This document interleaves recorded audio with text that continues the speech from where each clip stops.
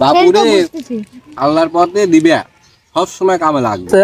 আমরা এই যে একটা আলোচনায় বসছি যে যে মানুষ এই যে কুরবানি সামনে একটা পবিত্র দিন আসছে, বুঝে মানুষ তো এগুলা বোঝে না। এই যে পবিত্র একটা মাস,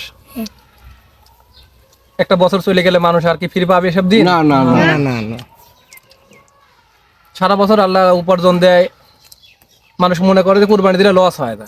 হ্যাঁ, তা আসলে কিন্তু লস হয় না। না না, এগুলা আয় বরকত বাড়ে। তারা আমাদের মাধ্যমে এই উসিলায় কুরবানি দিলে এই উসিলায় তারা এক টুকরা মাংস খাইতে পারে। সেটাই ভাই কথা। ওইটাই বিষয়টা ওইটা না, এই যে কুরবানি দিই, কুরবানি যে দেবো টেকাটা তো কাছে থাকা লাগবে।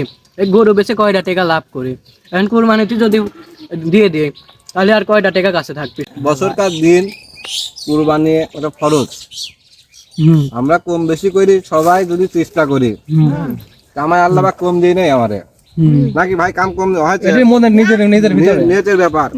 যে কথা হচ্ছে কি যে আমরা 6টা লোক, হ্যাঁ কোন সবাই আল্লাহর রহমতে ভালোই কামাই রুজি করেছি। যেটির সমাধানে হয় একটা এই কুরবানিটা দিই ওই গরিব মানুষকে মাংসের সুয়ে দেয়, ফকির ফকির মিসকিন এগুলো এই আমাদের পদই চলে। আপনি যে নিজে চলার কথা বলতেছেন, সারা বছর কি আপনি না খেয়ে আছেন? না, না খায় নাই। আজ যদি দেখুন না যে আপনার একটা বড় অসুখ হয়, আপনার 50,000 টাকা নিশ্চয়ই ডাক্তারের পিছনে খরচ করা লাগবে। হ্যাঁ হ্যাঁ হ্যাঁ, আর 20,000 টাকা দিয়ে 30,000 টাকা দিয়ে কুরবানি দিতে পারেন না, এটা আপনার মনের ব্যাপার। আপনার এগুলা মন ক্লিয়ার করতে হবে ভাই মনটা ক্লিয়ার করবো। ব্যবসায় কয় টাকা লাভ হয়? হাজার খানি সামর্থ্য নেই। এবার যে লিচু উঠেছে, লিচুর ব্যবসাতে টোটাল আমার ইসের থেকে না আরো লসই বেশি গেছে, মূল টাকার থেকে লসই গেছে। আমি আপনি কি কন? আমার গমের টাকাই তো লস গেছে। গম আমি টাক টাক কিনেছি। আমার মনে হয় না কোনো ব্যাপারে লস গেছে ভাই। এইসব কুরবানির সময় যত আপনারা যত বাহানা করেন। না ভাই, আপনি এটা ভুল করলেন। টোটালি আমার লস গেছে ভাই। বড় ভাই এই ব্যবসা তো আপনি তো সিনিয়র। লস গেছে আপনার। যদি 1 লাখ টাকা সহ্য হয়েছে আর 50,000 টাকা দিয়ে কুরবানি দিলে আপনারা কি মরে যাবেন?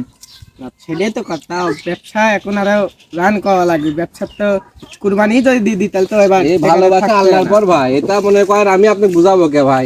সারা বছর কামাই করেছেন, এই এই মাসটার মধ্যে যদি কেউ কুরবানি দেওয়া তো স্বাভাবিক হয়, দিতে ফরজ ভাই। আপনি দাঁড়ান, আমার একটা কথা আছে। আপনি খামারি, আপনি কোন গম শাল এগুলোর দাম বাড়ে নেই? আমরা তো না খাই নাই, দাম বাড়েছে, আপনি না খাই রয়েছেন। আমরা তো না খাই নেই। আপনি লিচু গমের যে টাকা লস গেছে, আল্লাহ পাক এমনও ইচ্ছা করতে পারে যে সামনে এই বছরে আপনি তার সাথে 3 গুণ আপনাকে দিয়ে দিতে পারেন। আচ্ছা আচ্ছা, ঠিক পারে কিনা? পারে, আল্লাহ সবই পারে। কিন্তু তা ভাই আপনার এই মতামতটা জানালে পরে ভালো হইতো। মানে বোঝেন না, 6টা লোক আমরা একটা লোক হলে হওয়া যায়, কুরবানি একটা সিস্টেম হওয়া যায়। আপনার অবস্থাটা কি? আমার অবস্থা ভালোই আছে, এবার একটু লাভই হয়েছে, কিন্তু কুরবানি দিলে তো টাকা মেকা সব চলে যাবে। এখন তো সংসারেও না বাবাজি, কতটা ভুল হইলে টেকা চলে যাবিলা, এ ধরা থাকবে, আজীবন ধরা থাকবে। এরই আপনার আরো পরকালের জন্য ধরা থাকবে। এতে গরিব মিসকিনকে আপনি কুরবানি দিয়ে খাওয়াচ্ছেন, এতে আপনার লস হচ্ছে না। সেটা তো বুঝলাম, কিন্তু এতে আর সামনের বছরে আপনার আরো উন্নতি হবে। বাপুরে আল্লাহর পথে দিবে সব সময় কামে লাগবে। এর টাকা তোমার সাথে যাবিলা, আজ চোখ বোঝো তোমার সন্তানের চিন্তা করতেছে, কেউ দেখবিলা।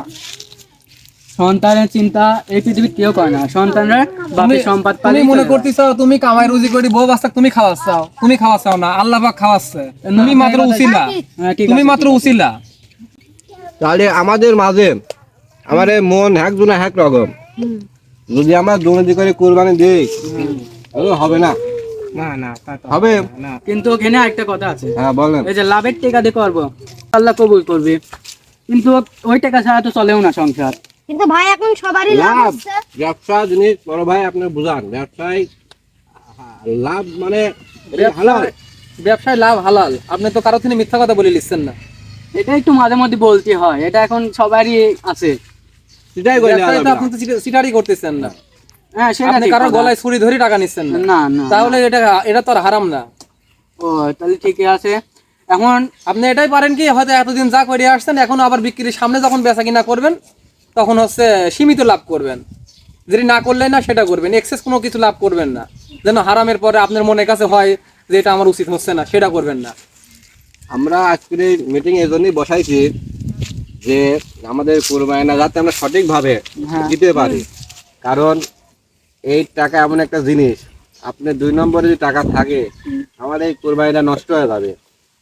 আমরা যতই ব্যাপারী একসাথে এক সমাজের ব্যাপারী, এখন আপনি যদি ভেজালি টাকা থাকে, আমি যদি আপনাকে দেই আমার কোরবানিটা হবে না। এই মিটিংটা বড় ভাই এই জন্যই ডাকেছে।